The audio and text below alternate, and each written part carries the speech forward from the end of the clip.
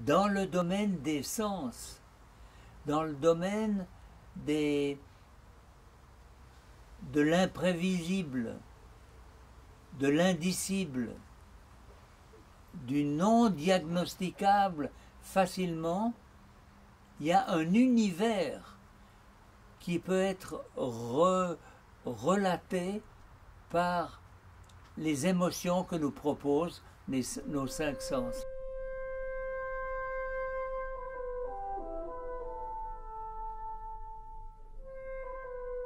Le passeport sensoriel, qu'est-ce que c'est? C'est un coffret et à l'intérieur, il y a quelque chose de précieux. Passeport sensoriel, un petit livre dans lequel on va écrire. Mais comme il est un peu mystérieux, il y a le mode d'emploi pour voyager dans les sens. Un livre qui donne des idées sur comment remplir le passeport sensoriel. Il permet aussi de comprendre tout ce qui a été utile à l'élaboration de ce passeport. Pourquoi il a pris cette forme-là? La médecine, c'est un métier de Sherlock Holmes. Je veux savoir pourquoi le foie ne fonctionne pas, la vision est bloquée.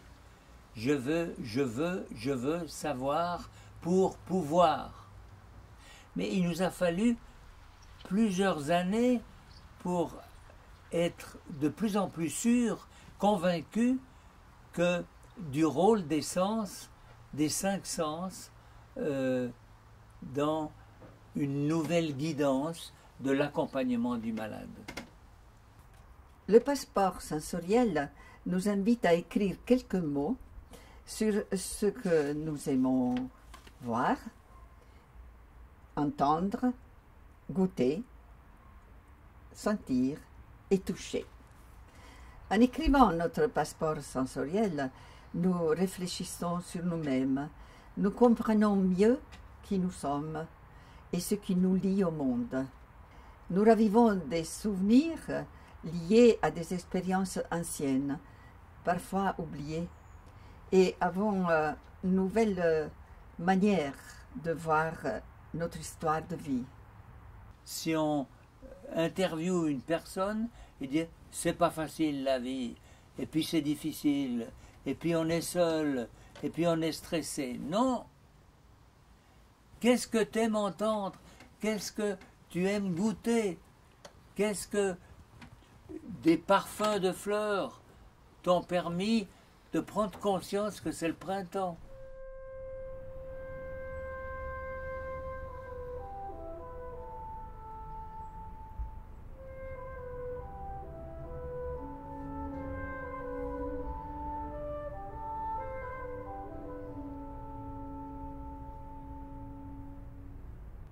Si je ne pouvais pas toucher les choses qui s'offrent à moi, ben, il manquerait vraiment quelque chose. L'odorat.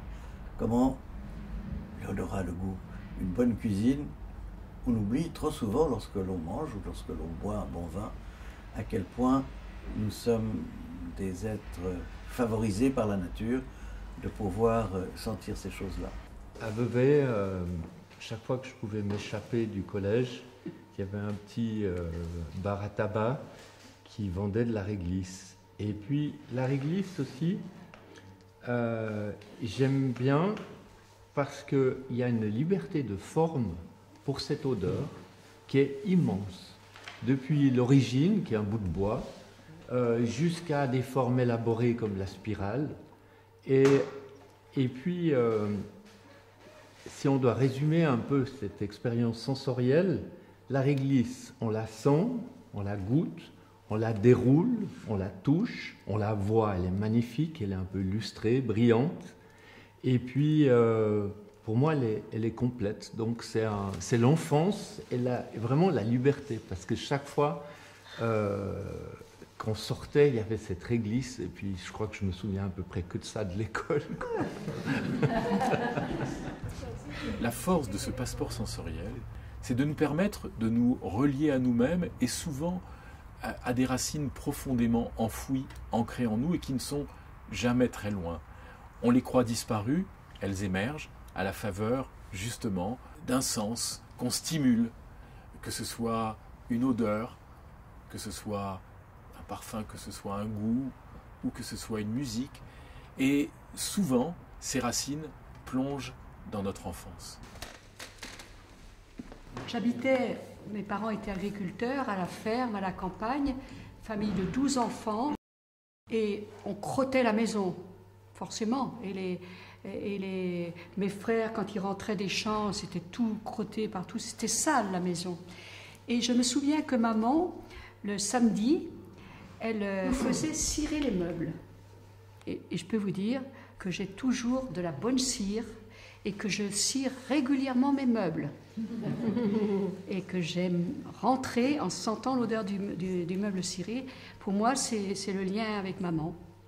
Le passeport national, c'est toi en tant qu'individu lambda d'une société X. Le passeport sensoriel, c'est toi-même dans tes émotions. Et les émotions, elles s'expriment par quoi? À travers l'expression des 5 sens.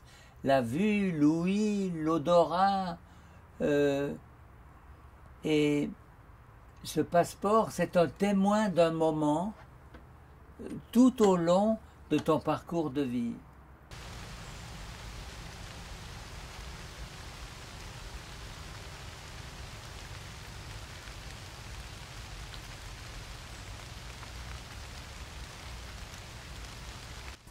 J'aime quand je sens l'odeur qui annonce la pluie. En fait, je crois que c'est un peu l'odeur d'humidité, puisque j'aime aussi bien l'odeur de ma cave. En tout cas, l'odeur de ma cave me plonge un peu dans l'odeur de mon enfance, quand j'allais chercher mes skis à la cave. Puis c'est une odeur qui rassure. C'est vrai que tu revis un peu partiellement le moment en écrivant. Et le fait de l'écrire, ça m'a encore plus plongé dans Le souvenir. dans le souvenir. Enfin, pour moi, l'émotion, elle est intimement liée à la mémoire. Enfin, émotion et mémoire, c'est... Les sens, ils sont là pour ancrer, comme tu écris. Tu vois, ancrer, c'est écrire avec de l'encre, ancrer, attacher. Oui, avec une encre, tu veux dire. Avec au une bateau, encre, ouais. oui. Et une impression d'un moment. Le passeport sensoriel s'adresse à tout le monde et à tous les âges. Qu'est-ce que j'aime sentir? Qu'est-ce qui m'émeut? L'odeur de gâteau. On peut en faire un objet très personnel, mais vraiment avec la liberté qui nous est propre. Ce passeport a été envoyé au moment où il y avait le confinement et où visiblement personne ne pouvait voyager. Et il y a une subtilité incroyable dans les circonstances. C'est le fait de se dire, ben voilà, ce passeport, il arrive au moment où on ne peut pas voyager, donc ça veut dire qu'il est vraiment important. Il est important parce qu'il nous montre toutes les alternatives que la vie peut nous apporter dans un moment, même un moment difficile. Je me suis donné comme but de l'écrire, de faire un voyage et d'explorer à travers les sens un tout petit peu ce que j'aimais, comme on dirait un passeport à soi, pour soi et à soi. Comme Virginia Woolf avait parlé d'une chambre à soi, ce lieu privilégié où s'extraire du monde et puis effectivement explorer ce qui se passe à l'intérieur de nous, et ici naturellement toujours à travers les sens. Si je me donne cette peine de réfléchir à ce que représente pour moi chaque sens, eh bien je pense que j'apprendrai à me connaître beaucoup mieux que par d'autres réflexions philosophiques. C'est tellement plus pratique, c'est tellement plus réel, on entre dans le concret. Qu'est-ce que j'aime entendre? Qu'est-ce qui m'émeut? L'histoire du soir. Parce que maman ou papa, ils me lisent tout le temps une histoire le soir pour me coucher. Sans l'histoire du soir, je peux pas dormir, moi. Après, dans quel état ça me met? Je suis contente. Après, d'où ça me vient? Qu'est-ce que ça m'évoque? Ça, j'ai pas rempli parce que je sais pas. Il y a des questions qui peuvent aider à remplir le passeport. Mais il y a aussi des pages qui sont vierge où l'on peut écrire soi-même une pensée, un poème, un petit texte, faire un collage. Finalement, tout ce qui nous relie à la force de nos sens. J'aime la main très vieille qui caresse en tremblant le front de l'enfant, comme l'arbre penché effleure de ses branches la clarté d'une rivière. J'aime, chez les vieux, leur geste fragile et lent qui tient chaque instant de la vie comme une tasse de porcelaine, comme nous devrions faire nous aussi de chaque instant de la vie. Et en recevant le passeport sensoriel, je me suis dit oui, il faudrait le remplir maintenant, pendant que je peux encore exprimer ce que je ressens, pour que peut-être un jour pouvoir avoir quelqu'un qui me rappelle ce que je sentais et que ça réveille en moi des sentiments et des souvenirs très importants. Nous avons reçu une lettre d'une amie qui nous parle de l'expérience qu'elle a vécue avec sa maman. Le fait d'avoir lu le mode d'emploi pour voyager dans les sens m'a replongé dans la fin de vie de ma mère. Elle n'avait pas l'Alzheimer, mais le résultat était similaire. Un jour, mon fils est venu voir sa grand-mère et s'est mis au piano pour jouer une musique de Schubert qu'elle avait jouée dans sa jeunesse et qu'elle aimait beaucoup. Tout de suite, elle s'est levée, s'est mise au piano avec lui et a commencé à jouer aussi. Je suis d'accord avec vous que les sens sont très importants pour éveiller en nous nos mémoires de notre jeunesse jusqu'à nos jours d'aujourd'hui. Et toi, grand-papa, qu'est-ce que tu aimes voir?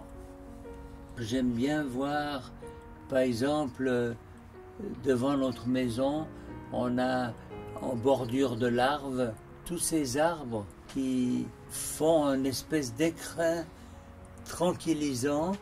Et puis alors il y a un nombre de vers. C'est une vision qui me tranquillise.